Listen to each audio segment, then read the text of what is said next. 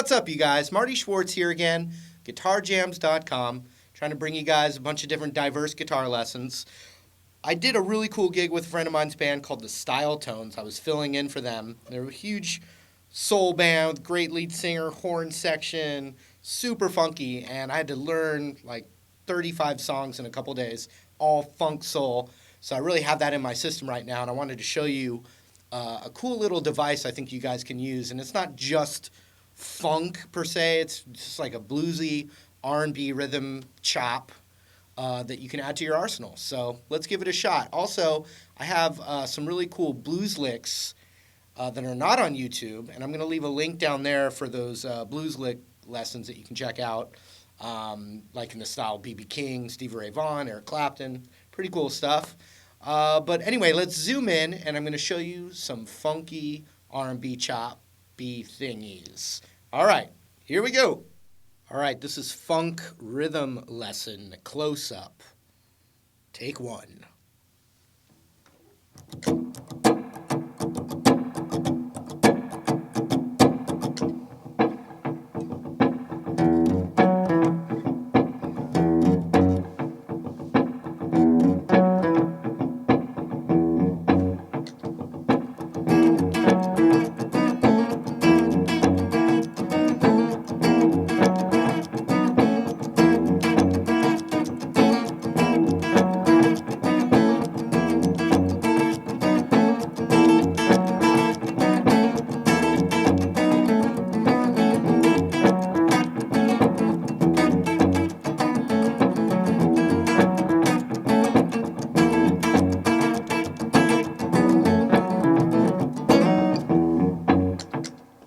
All right, so I was just improvising some little funky stuff there. Let me break down what I was doing and show you, a device that I was using, a one of the million different kinds of, bluesy, funky, soulful rhythms you can do besides strumming really hard on a bar chord.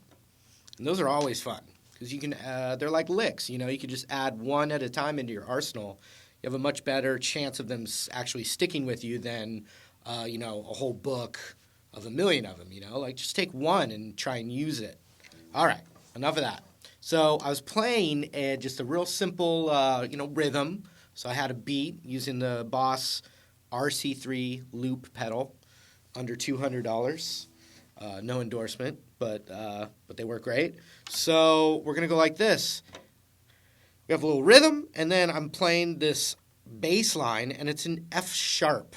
So it's like E to F sharp, and then I'm going to the octave. This is kind of like a standard bass line a bass player might play. So I was going, and then backwards to that E, leaving a lot of space. So just those notes don't really say major or minor because there's no third in there. So that just might end up being up to the writer of the song or whatever, but I'm thinking of it as like F sharp dominant, meaning like F sharp 7, but that could also mean like darker chords like the F sharp Hendrix chord, plus bluesy elements. So I kind of think of it, as I had this old lesson, Land of A7, I kind of think of it as, okay, this little spot here is kind of what I know in F sharp dominant, or at the land of F sharp 7 maybe. But here's the device I was using. Now, especially in like a funk and R&B thing, you don't really need a lot of those thick low strings in that funk rhythm because a lot of times it's kind of serving more as like a percussive kind of instrument, the guitar. So, and these low bass notes, depending on the situation, might get muddy with, let's say an organ or a horn section or a piano or, it depends on the situation.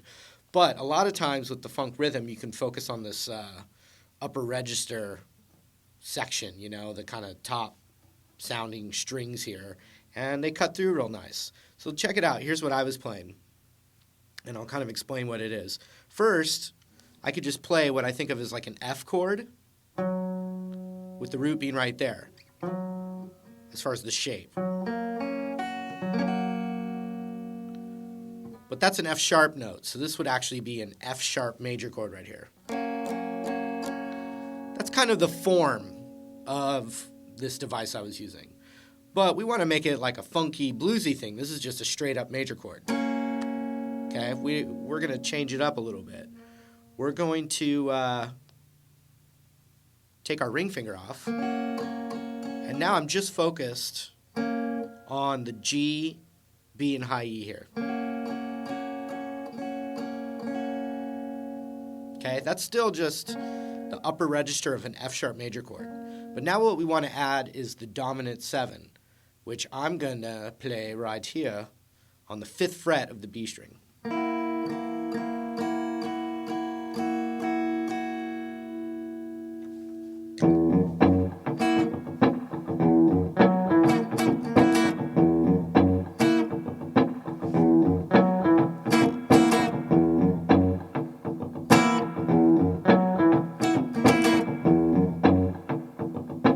So if you have a beat, now you want to go like this.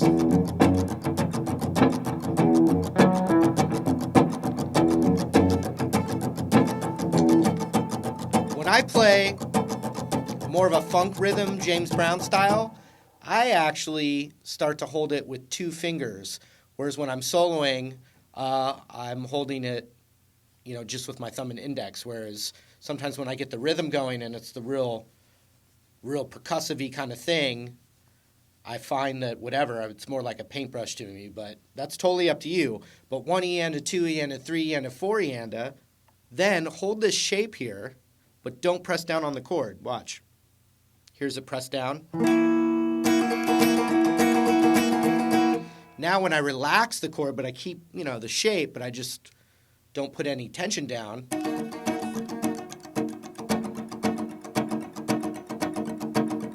there's nothing there.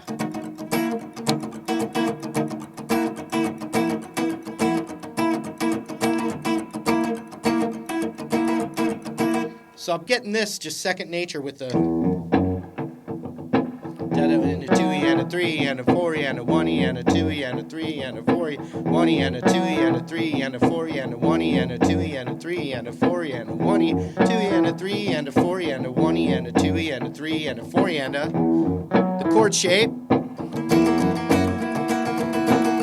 relax it, da da da da da da da da da da.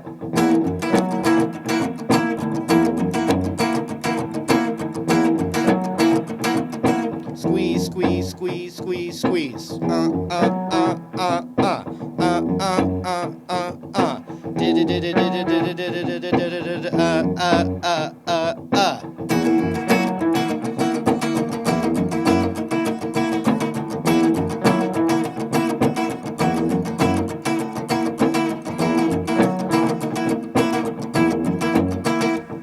Okay, now right off the bat, option 2 is you can actually cover the high E on that 5th, and now you're getting that upper register F sharp 7 sharp 9 chord, also known as F sharp Hendrix chord.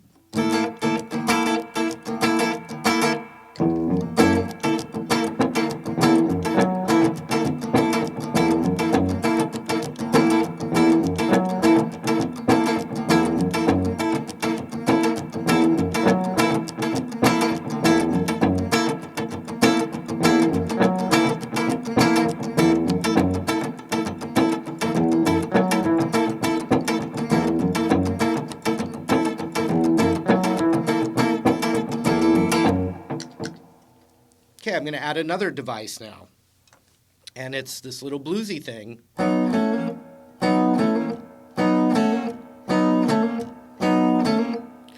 And it's just a blues based off an F sharp 7 chord or F sharp dominant. This will always work. I am covering the 4th fret of the D, G, and B. Then I'm just kind of doing the same thing a whole step down, and I'm getting that index finger first, then hammering on. Very important, that hammer on is what gives it its flavor. If it's tingling, that means it's working. Okay, so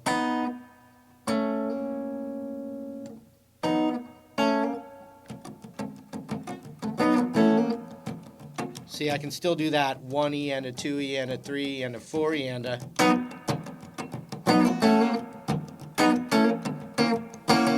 Now this is the thing that feels resolved. This feels like it wants to resolve.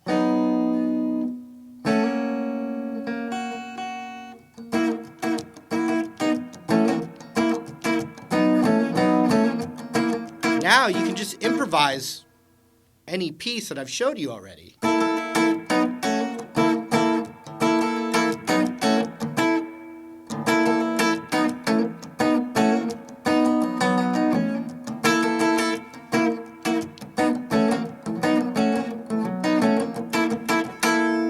Now, let's just talk about, like a common change in a F sharp dominant.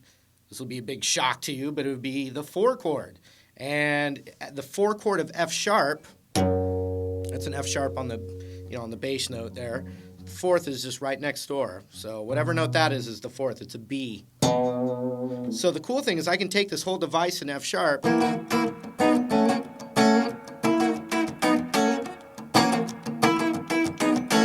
I'm kind of looking at the root, which is on the 2nd fret. Well, the root of the B is on the 7th fret, same device.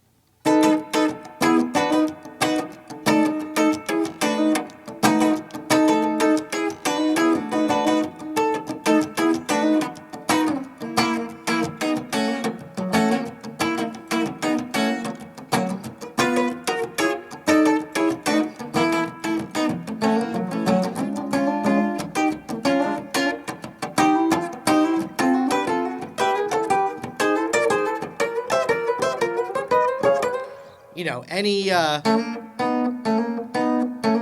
just kind of implies that bar chord. So any bar chord I pick, I could do that.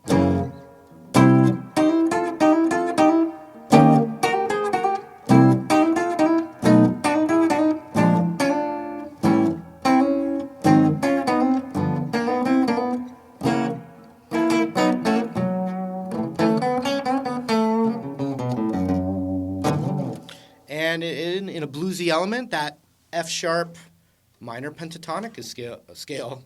Sorry, I'm thinking ahead. It's there as well.